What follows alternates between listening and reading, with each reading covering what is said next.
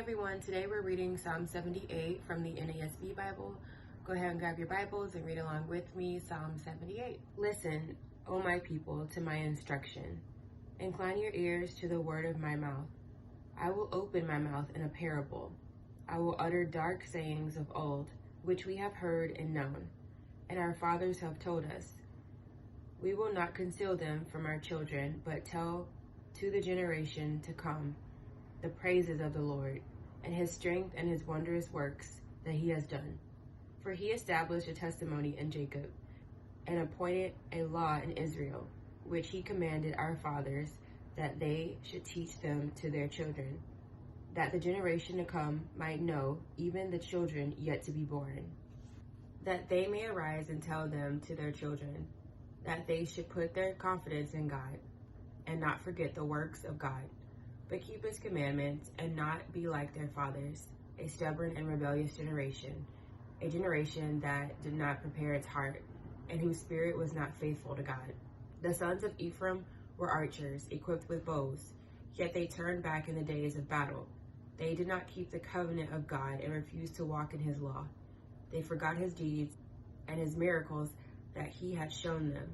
They wrought wonders before their fathers in the land of Egypt and the field of Zoan.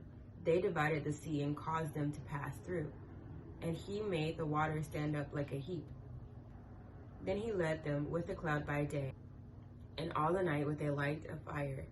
He split the rocks in the wilderness and gave them abundant drink like the ocean depths. He brought forth streams from the rock, and caused waters to run down like rivers. Yet they still continued to sin against him, to rebel against the Most High in the desert. And in their heart they put God to the test, by asking food according to their desire. Then they spoke against God. They said, Can God prepare a table in the wilderness? Behold, he struck the rock so that waters gushed out, and streams were overflowing. Can he give bread also? Will he provide meat for his people? Therefore the Lord heard and was full of wrath, and a fire was kindled against Jacob, and anger also mounted against Israel, because they did not believe in God and did not trust in his salvation. Yet he commanded the clouds above and opened the doors of heaven. He rained down manna upon them to eat, and gave them food from heaven. Man did eat the bread of angels. He sent them food in abundance. He caused the east wind to bow in the heavens, and by his power directed the south wind. When he rained meat upon them like the dust, even winged fowl like the sand of the seas. Then he let them fall in the midst of their camp, round about their dwelling, so they ate and were filled, and their desire he gave them. But they had satisfied their desire while their food was in their mouths. The anger of God rose against them, and killed some of their stoutest ones, and subdued the choice of men of Israel. In spite of all this, they sinned, and did not believe in his wonderful works. So he brought their days to an end in futility, and their years in sudden terror. When he killed them, then they sought him, and returned and searched diligently for God. And they remembered that God was their rock, and the Most High God their Redeemer. But they deceived him with their mouth, and lied to him with their tongue. For their heart was not steadfast towards him, nor were they faithful in his covenant. But he, being compassionate, forgave their iniquity, and did not destroy them. And often he restrained his anger, and did not arouse all his wrath.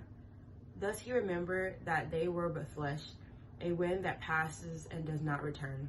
How often they rebelled against him in the wilderness, and grieved him in the desert. Again and again they tempted God, and pained the Holy One of Israel. They did not remember his power, the day when he redeemed them from the adversary, when he performed his signs in Egypt, and his marvels in the field of Zoan, and turned their river to blood, and their streams they could not drink. He sent among them swarms of flies, which devoured them, and frogs, which devoured them. He gave also their crops to the grasshopper, and the product of their labor to the locust. He destroyed their vines with hailstones, and their sycamore trees with frost. He gave over their cattle also to the hailstones, and their herds to bolting of lightning. He sent upon them burning anger and fury and indignation and trouble, a band of destroying angels. He leveled a path for his anger. He did not spare their soul from death, but gave over their life to the plague, and smote all the firstborn in Egypt, the first issue of their virility and the tents of Ham. But he led forth his own people like sheep, and guided them in the wilderness like a flock. He led them safely so that they did not fear, but the sea engulfed their enemies. So he brought them to his holy land, to this hill country which his right hand had gained. He also drove out the nations before them, and apportioned them for an inheritance by measurement, and made the tribes of Israel dwell in their tents.